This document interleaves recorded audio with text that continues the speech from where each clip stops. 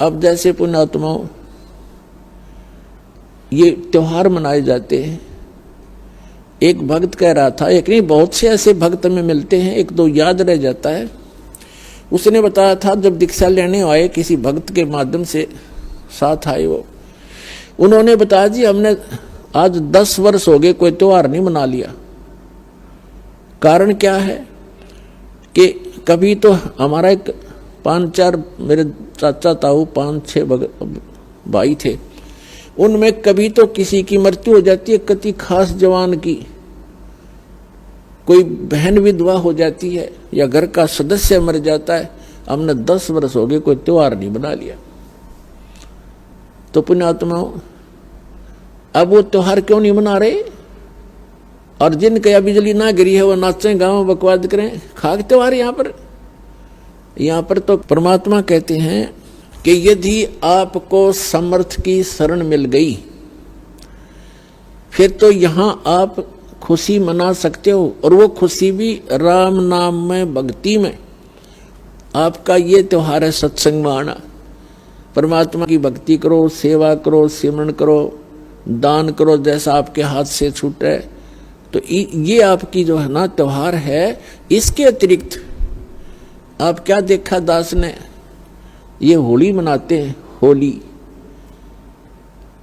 जब से हमें ज्ञान हुआ है हमारे बच्चे भी नहीं करते, छोटे छोटे बच्चे भी अपने घरों में रहते हैं, उस दिन बाहर नहीं निकलते, क्योंकि समाज में ये ज्यादा परंपरा प्रचलित है। तो उस दिन क्या करेंगे, गंदा पानी, रेत, गाँव में मतलब बहुत बुरा हाल है, और लाल मुंह कर लेंगे बांदर की तरह, सारे दिन धक्के खांदे आंडे, और हम अपना बैठ कर भजन करें दरवाजा बंद करके। जैसे अब ये आएगी क्या नाम, पूर्णमासी रक्षाबंधन कहते हैं, सारी उल्टी परंपरा काल की। एक बहन बता रही थी जब दीक्षा ली उसने, और ये उसको ये सब मर्यादाएं बताएगी, सत्संग सुनाए जाते हैं। पहले थोड़ी संगत थी, 100, 200, 400 भक्त आ जाते थे, बैठ जाते थे, सब अब अपनी सुनाया करते थे मेरे पास बैठ के। तो एक बहन कह रही थी जी आप, पहली बार तो मैंने दुख हुआ था इस बात का जब ये सुना कि भाई रक्षाबंधन भी भाई का नहीं बांधना है। तो अब मुझे पता चला कि मैं रक्षाबंधन वाले दिन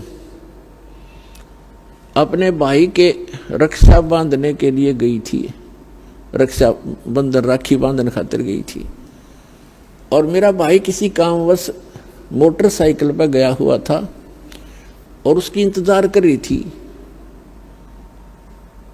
अब क्या हुआ कि शाम के समय दुर्घटनाग्रस्त हो गया मेरा भाई, मृत्यु होगी, और उसका शव आया। ओए होए, अब पुण्यात्माओं हम रक्षाबंधन किस लिए बांधते हैं भाई का, बहन, कि हमारी रक्षा करे। अब जब वो अपनी ही रक्षा नहीं कर सके, अब बहन की रक्षा कहां से कर देगा? जो रक्षा करने वाला है परमात्मा का रक्षाबंधन बांधो, और उसका रक्षाबंधन है पुण्यात्माओं, उसका नाम लो, उसकी शरण में आ जाओ। भाई की भी रक्षा और बहन की भी रक्षा, बच्चों की भी रक्षा, अपनी भी रक्षा, पति पत्नी की भी रक्षा।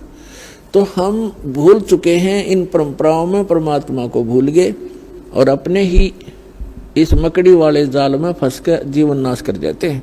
तो पुण्यात्माओं इन परंपराओं से हमने वापस होना पड़ेगा और उसी मार्ग पर आए।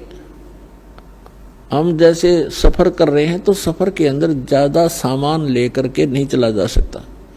तो ये जितनी परंपराएं हैं ये हमने लाज रखी है बेमतलब की, इनसे हल्का होकर ही हम इस सफर पर सफल होंगे और इनको हटाना होगा। अब आप देखते हो कोई भी त्योहार है, 2 किलो मिठाई लेके कोई इधर भाग रहा है, कोई इधर भाग रहा है, और एक परंपरा बना दी कि इतना सामान तो उस दिन लेके जाना पड़ेगा। वो मिठाई, वो घेवर जो भी ले जाते हैं वो कैसा बनता है, इतनी जनता को एकदम कहां से लाएंगे, वो इतना खोआ मावा बना करके, सारा डुप्लीकेट माल, अड़ंगा खाना। तो पुण्यात्माओं पहले इस लोक में ये खुशी मनाने का स्थान नहीं है। हाँ, परमात्मा कहते हैं समर्थ का शरणा गहो रंग होरी हो, फिर कदे न हो एकाज राम रंग होरी हो। समर्थ की शरण गहो, समर्थ का शरणा गहो रंग होरी हो। आपके होरी माने खुशी। आपके घर में अगर खुशी मनानी है तो समर्थ की शरण में आ जाओ, आपका रोज होरी रहेगी। ये सत्संग में आना ये आपकी होली है, यही आपकी दीपावली है और यही आपके सारे त्योहार हैं।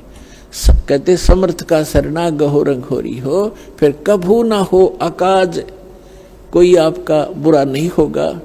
राम रंग होरी हो, राम के नाम की या खुशी बनाओ। फिर तो इस प्रकार हमने इन अपनी मर्यादाओं को भी सीमित करना है और भक्ति तभी हमारी सफल होगी।